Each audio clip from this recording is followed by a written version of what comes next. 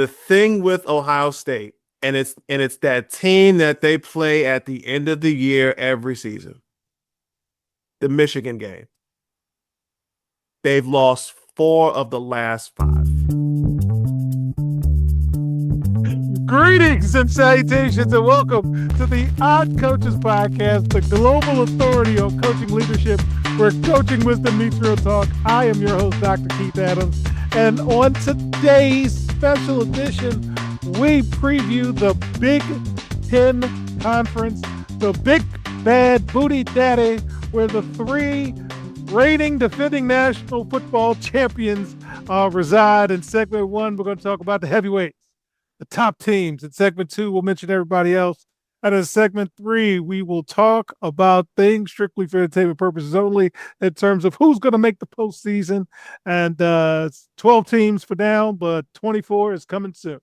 With us today, our senior sports analyst, Danny Thompson, is here, and our favorite administrator. And there's no teams in Texas in the Big Ten, but give them time. Robert Abney is here. So, gentlemen, let's just get to it. Ohio State. Despite having ridiculous preseason predictions, Ohio State have shockingly won 0 Big Ten championships in the last 5 seasons. And they're really good this year, too. So I don't think there's any heat on Ryan Day, but you spend too much money not to win that many championships, not to win any championships. You got Oregon. Since joining the league, Oregon is a dominant 17-1 in regular season Big Ten play. Quarterback Dante Moore bypassed the NFL draft to return, and the defense boasts 8 returning starters, tied for the most in the entire FBS. But you lost both coordinators. So that's a big one. And then Indiana. Poke your chest out. Walk proud. The reigning defending national champions, Kirk Cignetti. He did the unthinkable. And, man, as he cut in promos and press conferences, he lost number 1 overall pick Fernando Mendoza and Omar Cooper Jr. to the first round of the NFL draft. Indiana had first rounders, okay? But he reloaded by stealing Harvard TCU transfer Josh Hoover and elite wide receiver Nick Marsh. All right, Danny, in terms of the elite of the Big Ten, what do you think? I think Ohio State can turn the corner this season. Here's what scares me about Ohio State. You bring back Julian Sand. We all know what he's going to be like. The thing with Ohio State, and it's that team that they play at the end of the year every season. The Michigan game. They've lost 4 of the last 5. If Ryan Day cannot beat Michigan this season, that leash on him is going to be as short as a pinky finger at this point. And you haven't won the Big Ten, as you stated, in the last 5 years. If Ohio State can't get it done, I see that leash getting snipped at some point. You haven't really beaten Michigan. You beat them, with the exception of the COVID year. You've lost 4 of your last 6 matchups to Michigan. You have them coming in, and Michigan is already going to be improving. We'll talk about them later on in the show. I think Ohio State is going to turn the corner.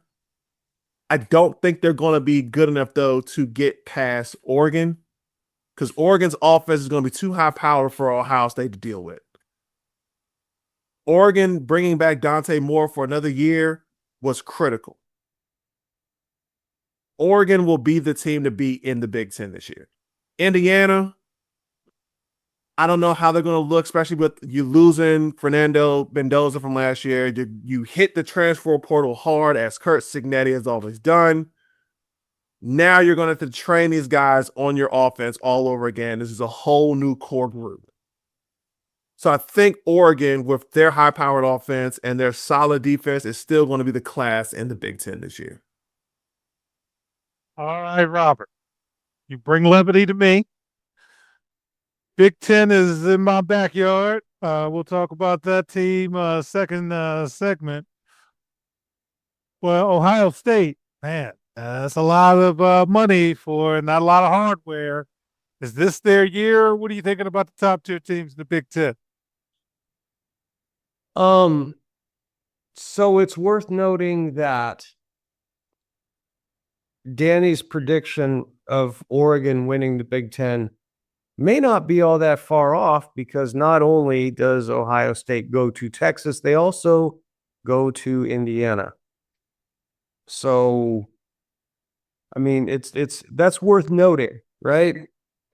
Mm-hmm. That being said, I don't think anything matters. He can lose those 2 games if he beats Michigan. If he doesn't beat Michigan this year, it would not shock me if they fire him before the playoff.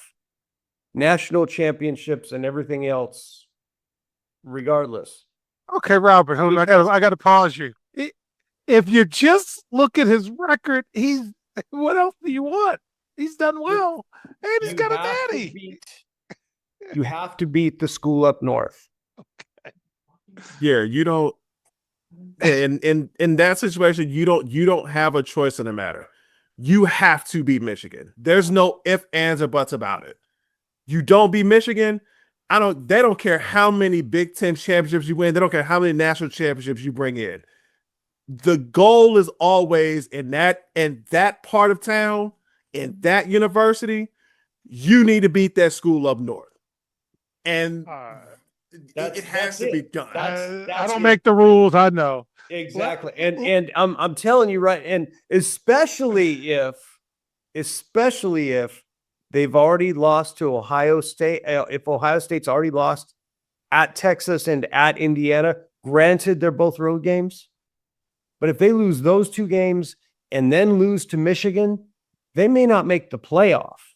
And hold on. You missed one, because November 7th, they host Oregon. Well, let me say this about Oregon. And yes, Oregon is loaded on offense. It's also worth noting that those 8 defensive starters you talked about got half 100 hung on them by Indiana in the playoff. True. And so I am not buying Oregon. I'm not. I'm just saying their schedule is favorable. They, other than their trip to Ohio State, I mean, their schedule is favorable to them. All right, I do have to ask before we close out. I am not buying Oregon. Okay. Win a playoff game that is a quarterfinal, make it to the semifinals. Then we can have a conversation. But until then, I'm not buying Oregon. I'm just not. Robert, I have to ask you about Indiana. That's what I have to ask you before we close the segment. Yes, they had a 2-year trajectory. They did. But are they the ultimate warrior? Did everything just kind of, go their way? And now that they're the champion, the house show money went way down. And I can make that reference with you. Didn't say they were bad, but do they have a little bit of Ultimate Warrior, a little bit of Goldberg in them? Or are they legit and they going to be here for a minute? I got to ask you that before we... I think as long as Signetti's there, I think they're legit. I think just the way he does things, the way he doesn't beat people up in practice, I think all of that matters. And, in Indiana is just fine being a football school instead of a basketball school. if that's going to fill the coffers. I don't think it matters that much to them. Right. And I feel like they're going to be legit. I think that they can't help but take a step back this year, but I still think they're legit. And I still think I think all three of these teams are playoff teams. But to me, there are questions. And when we talk about SEC Big Ten, I think, the conversation of the SEC being deeper, I mean, to me, at least this year, I don't think that's much of a conversation. All right. So, fans, we get back in segment 2. It ain't 10 in the Big Ten, so we got a lot of folks to introduce you to. We'll be right back on the Odd Coaches Podcast. Today's student athletes face pro-level challenges without pro-level support. The CKA SAVE project is here to change that. For 16 plus years, Dr. Keith Adams and his team have provided comprehensive academic and athletic support from middle school through post-graduation transitions. NIL guidance, transfer portal navigation, academic coaching, career planning, they've got it covered. The CKA SAVE project. When your future is on the line, experience matters. Learn more at www.ckasaveproject.org. Welcome back to the Odd Coaches Podcast, preview of the Big Ten Conference. And in segment 2, we will discuss very briefly all of the other teams, a lot of teams in the Big Ten. So let's go. USC. They returned 15 starters, the most in FBS, but they still got that coach there that hadn't won a lot, but he's talked a lot, so we'll see what happens. Michigan, new head coach Kyle Whittingham takes over, bringing defensive pieces from Utah, while 5-star quarterback Bryce Underwood handles high expectations under center. Utah ain't the Big Ten. Okay. Penn State, new coach Matt Campbell has pitched underhand. They really have helped this guy out. If you're looking at things strictly for entertainment purposes only, he's brought in 23 former Iowa State players, anchored by veteran 39-game starter Rocco Bent. How you 39? Yeah, okay. The Washington Huskies. Shout out to our CKA intern Roland Hairston III, graduate of Washington. I said that with my chest out. Quarterback Damon Williams Jr. navigated portal drama. Wasn't much drama. The Big Ten's contract's better than the SEC's contract. So let's see if he's got a boo-boo face having to come back. And he does have 4 starting offensive linemen coming back with him. Iowa, take the under. All right, following a program record 7 players drafted. You got a defense coming in with the fewest returning snaps of any Power 4. So let's see what happens with them. Nebraska, Matt Rule, is this it for him? Because he's got rid of the quarterback that he brought in with the legacy, and he pivots to veteran dual threat Anthony Calandria from Virginia/UNLV. Hey, Robert, is that dude? So anyway, No, that's not the dude. That's not the quitter. Fucking me. All right. Sorry about that. That's why I had to ask Robert, because that was like a 3-week joke. Either last season or 2 seasons ago. Yes, we've been on the air that long that you bring up stuff. Illinois, Brett Benema or Belima, what have you. He's been on the air talking a lot. So let's see if y'all can win some games.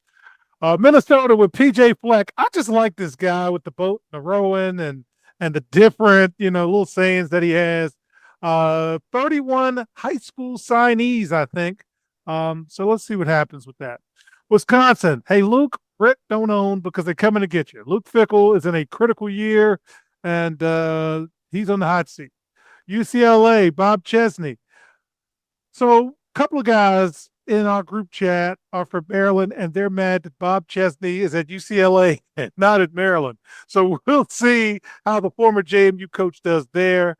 Northwestern, yeah, good luck. Maryland, I like Locks. I do. But he's got some challenges. But their quarterback is supposed to be really, really good. Danny might be able to talk about him. Michigan State's got Pat Fitzgerald. I've heard Pat Fitzgerald cut a promo, and I'm excited about playing for Michigan State. Now, I ain't even playing there. But does he have any players? Rutgers, Greg Schiano's stealing money, but, what are you going to do? It's Rutgers, and they're in the Big Ten, and they don't do what the other schools do. And Purdue, let's just say to the athletic director, save the jokes for the comedians. I'll just leave it at that. Danny, there's like 18 teams in the Big Ten.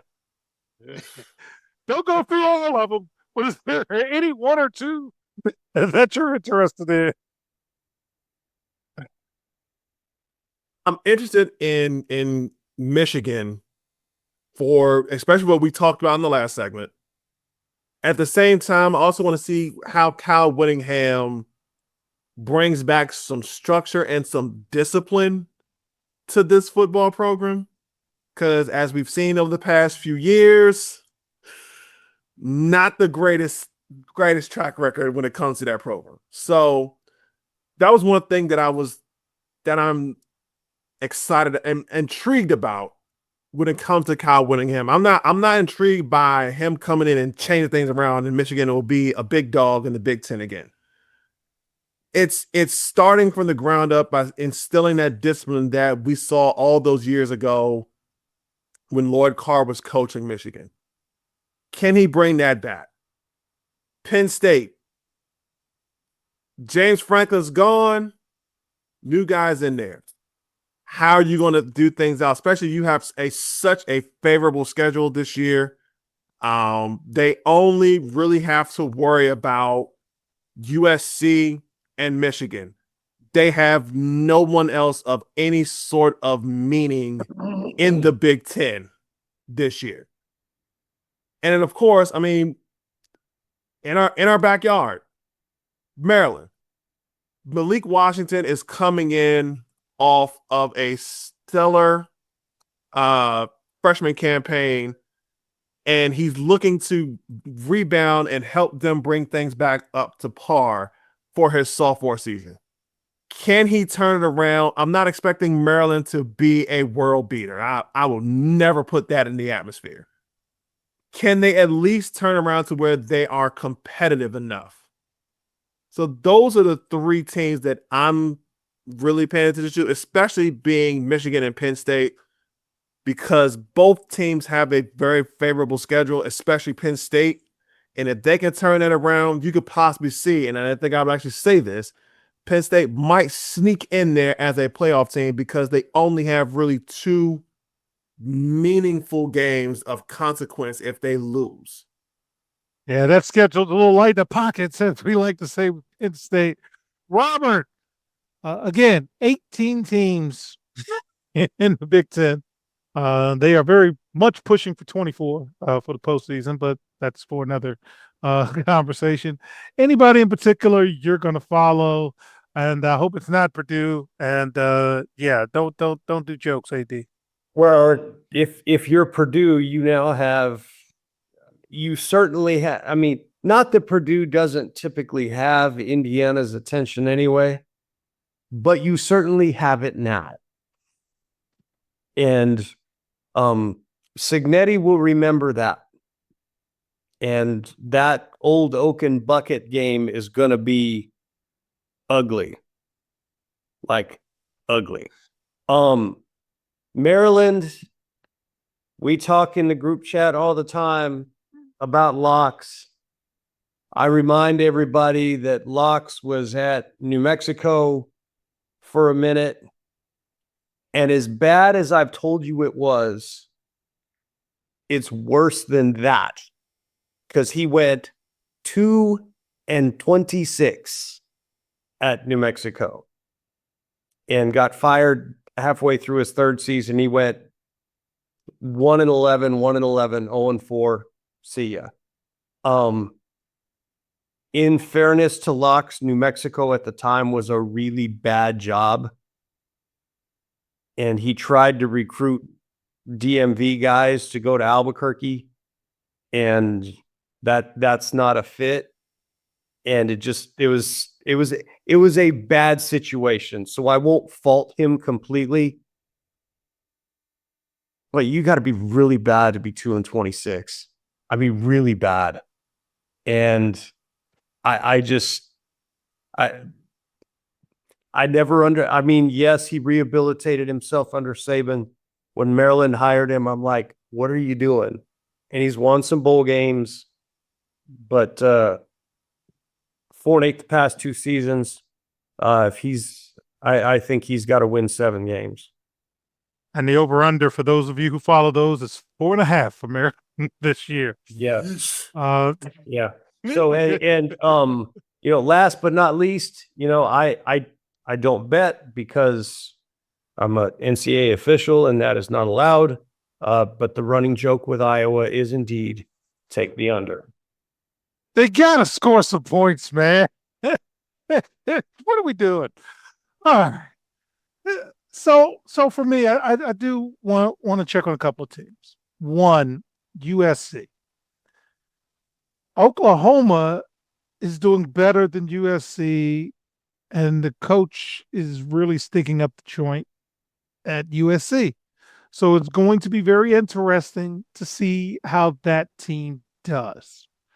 It's also going to be interesting to see if UCLA can come in with a new coach and really do something, because I think there's going to be another raid on the Sun Belt and teams like that.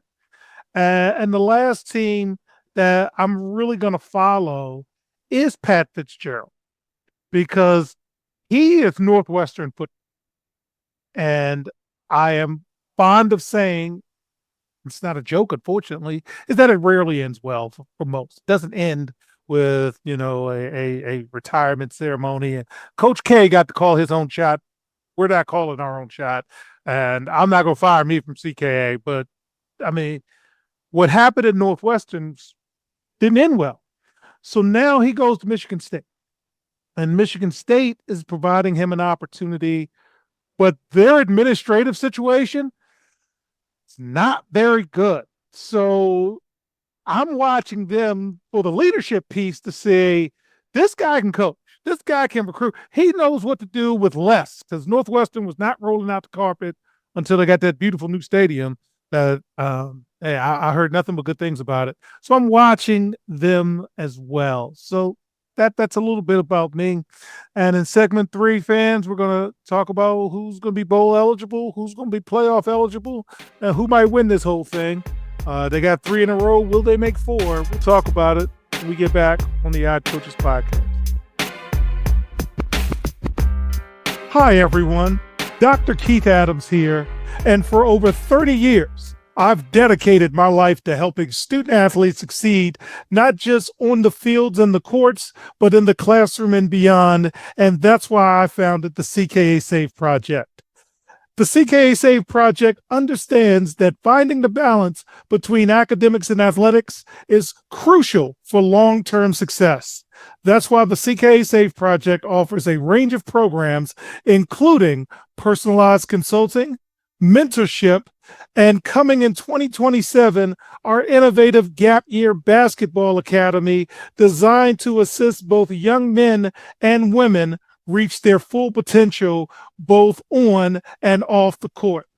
I'm incredibly excited to announce that the CK Save Project is now partnering with the Cascade Sports Network.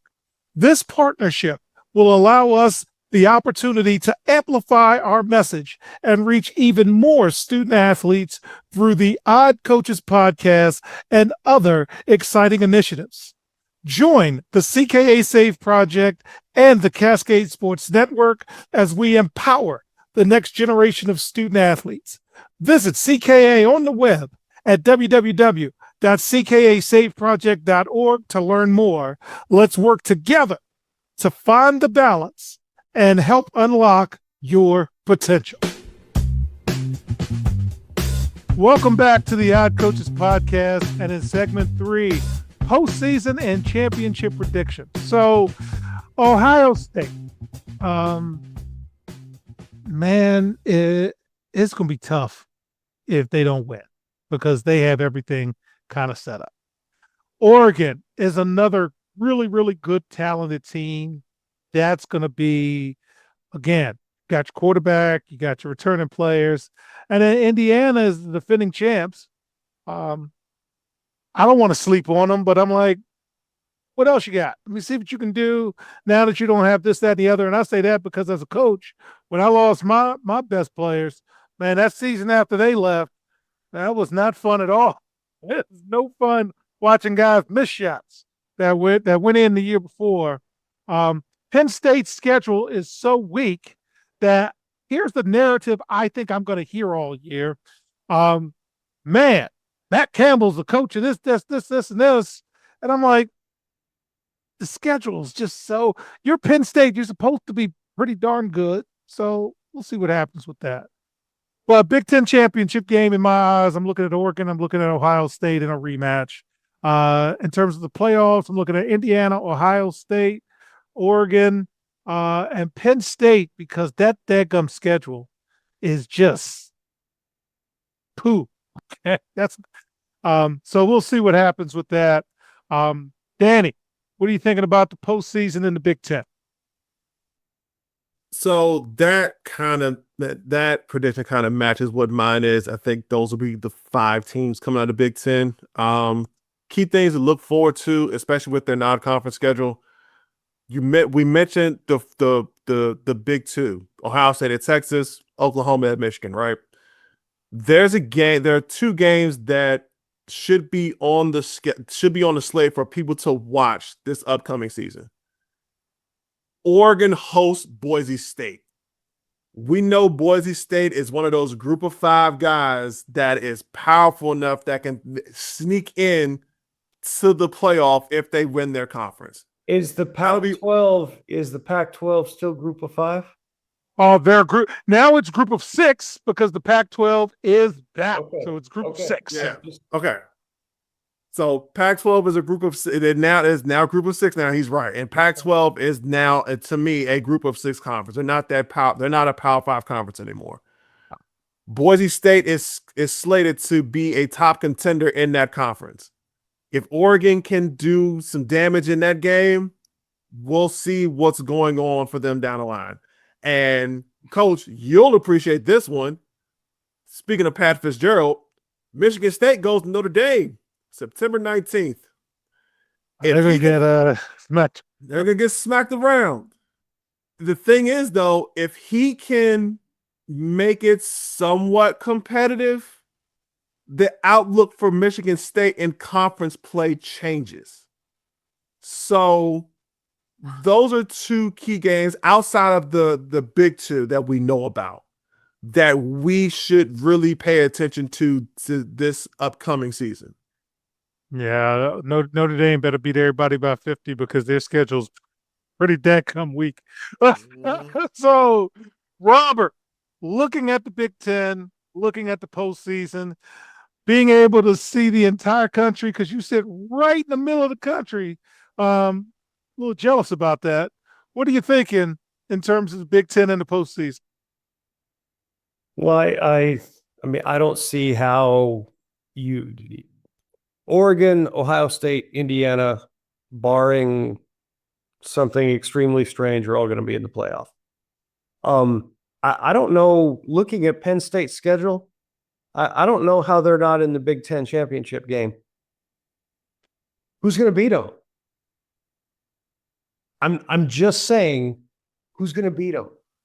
Robert, if you have it in front of it, can you roll that for our audience because they play no one. Okay, so Marshall, Temple, Buffalo is non-conference. Okay. They open a conference at home with Wisconsin. They go to Northwestern. They get USC at home. Okay, that's a ball game. They are at Michigan.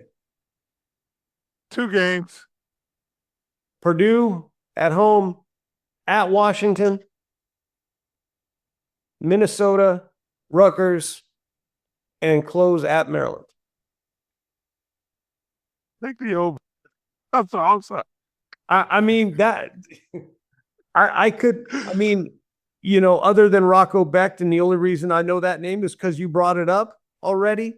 But I couldn't tell you 5 guys who play. Couldn't tell you any of that. Looking at that schedule, I can see a path for them to be undefeated in the conference championship game. And with you saying that, I did reach out. This is a shoot as we do our OCP Global Access Initiative. I reached out to the Temple Sports Information Department, and I did ask for media requests for the Temple Penn State game at Lincoln Financial Field.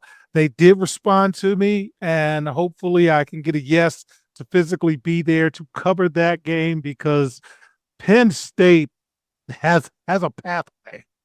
And I'm just kind of mad that James Franklin not there to enjoy that pathway, because it's set up for a lot of success. So with that, thank you, gentlemen. So on behalf of our Cavalcade of Stars, that's a crappy schedule. I am Dr. Keith Adams saying thank you for listening and or watching the Odd Coaches Podcast, the global authority on coaching leadership, where coaching wisdom meets real talk. Also seen on the Cascade Sports Network. No Big Ten teams in Kansas City, but possibly with expansion. And we will see you on the sidelines. Until next time, take care. We hope you enjoyed today's show. The Odd Coaches Podcast drops new episodes every Tuesday, Wednesday, and Thursday. Make sure you subscribe to the Odd Coaches Podcast on YouTube, Spotify, and iHeartRadio. Follow the Odd Coaches Podcast on the X platform at Odd Coaches. Follow Dr. Keith Adams and the CKA Save Project on social media at CKA Save Project. For more information about the CKA Save Project, visit them on the web at www.ckasaveproject.org. See you next time on the Odd Coaches Podcast.